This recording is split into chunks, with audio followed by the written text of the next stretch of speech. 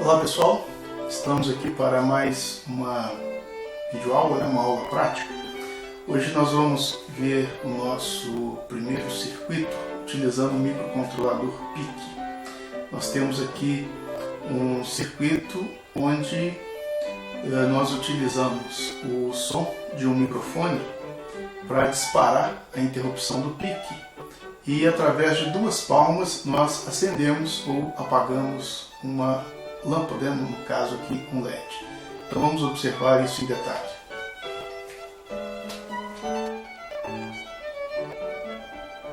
Então, a gente pode observar aqui a nossa fonte de alimentação. Tensão de 5 volts alimentando o circuito. Temos ali um osciloscópio, para a gente visualizar a forma de onda. Então vamos observar aqui.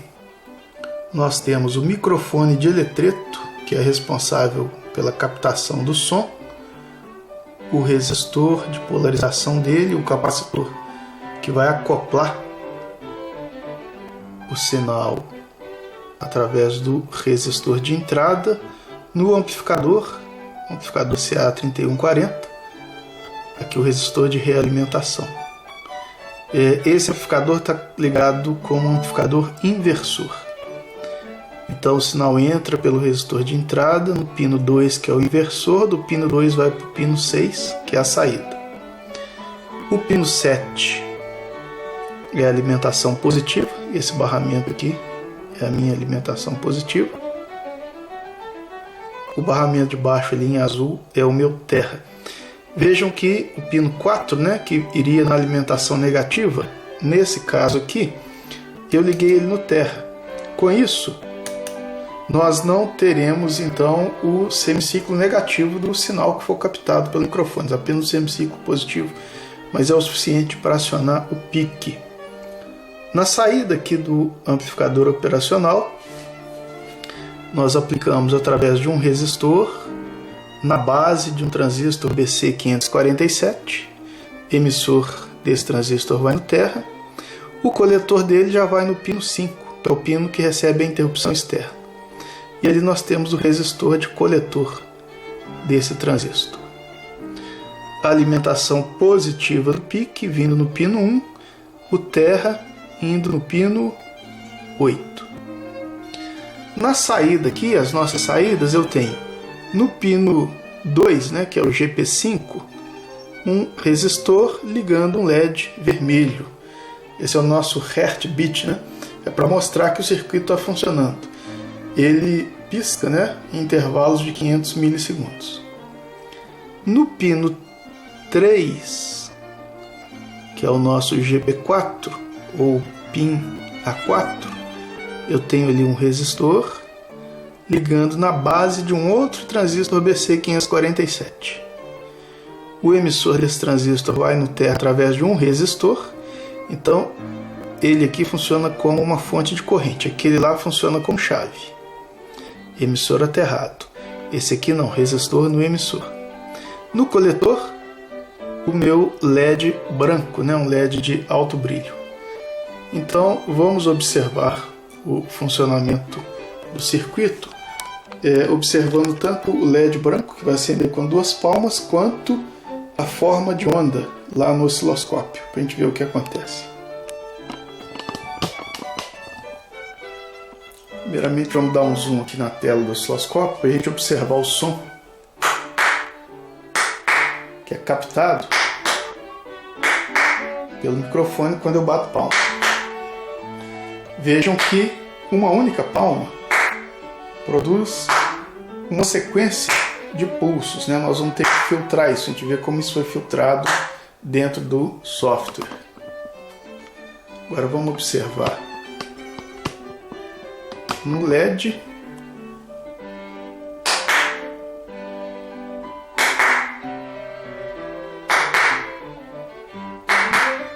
Então 2 palmas ele acende, 2 palmas ele apaga. Se eu der as palmas muito rapidamente ou muito espaçadamente, a gente vai ver isso no software, tem um filtro lá dentro do software para eliminar esse efeito, né? Então, ó.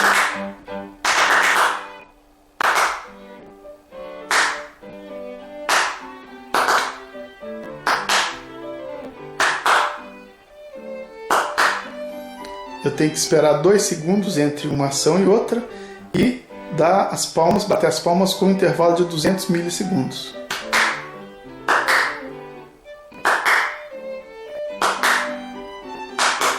Isso tudo a gente vai ver como é que foi implementado no software. Então vamos ao software.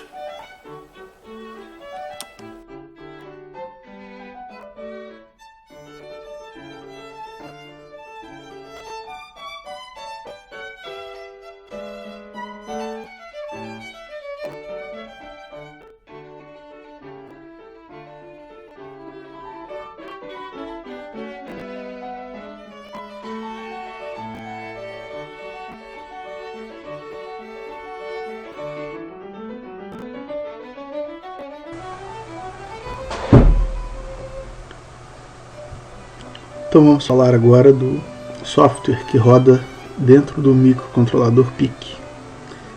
Eu tenho aqui já o arquivo, né? Palmas, um C source file, né? Ele está escrito em linguagem C. Então vamos abrir esse arquivo com o PIC-C compiler.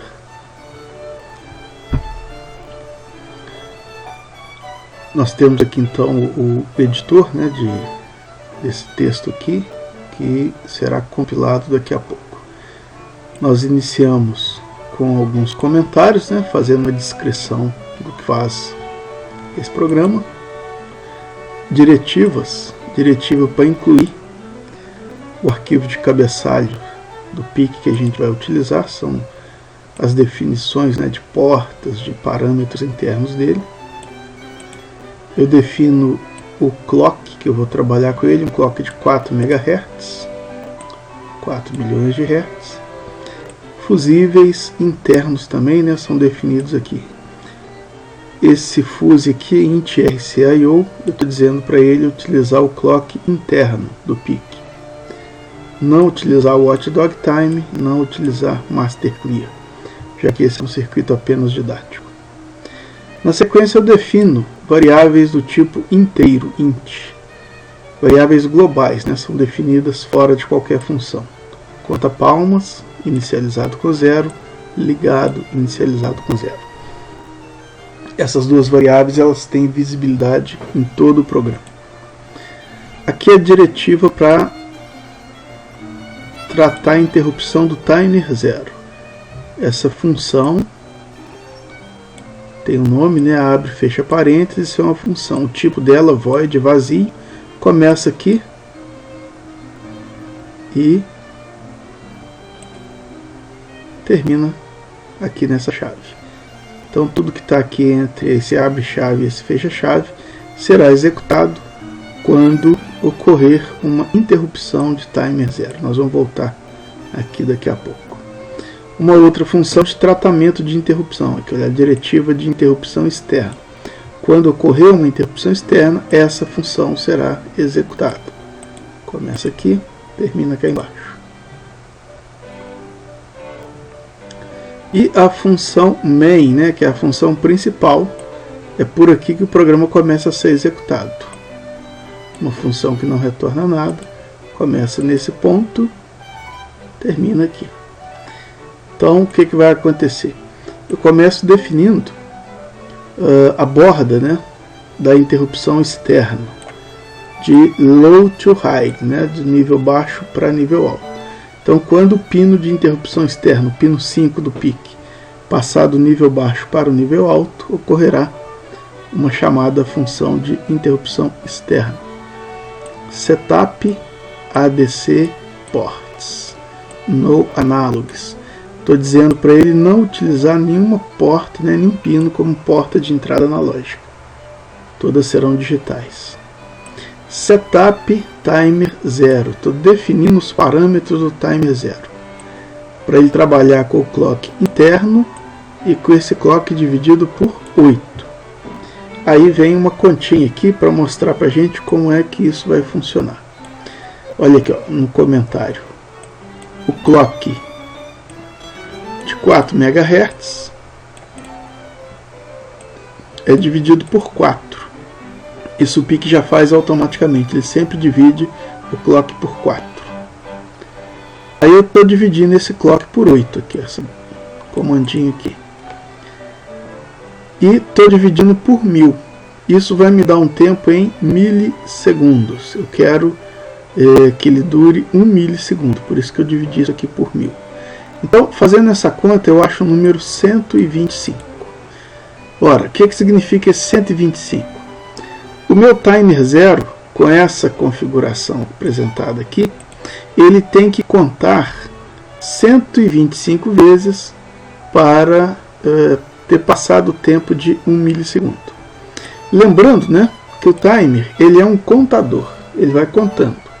Quando ele chega no valor máximo dele, e aí o timer 0, que é um timer de 8 bits, então ele vai contar de 0 a 255, portanto ele vai efetuar 256 contagens. Quando ele atingir o valor 255 e for passar para 0 de novo, ele aciona a interrupção de timer 0.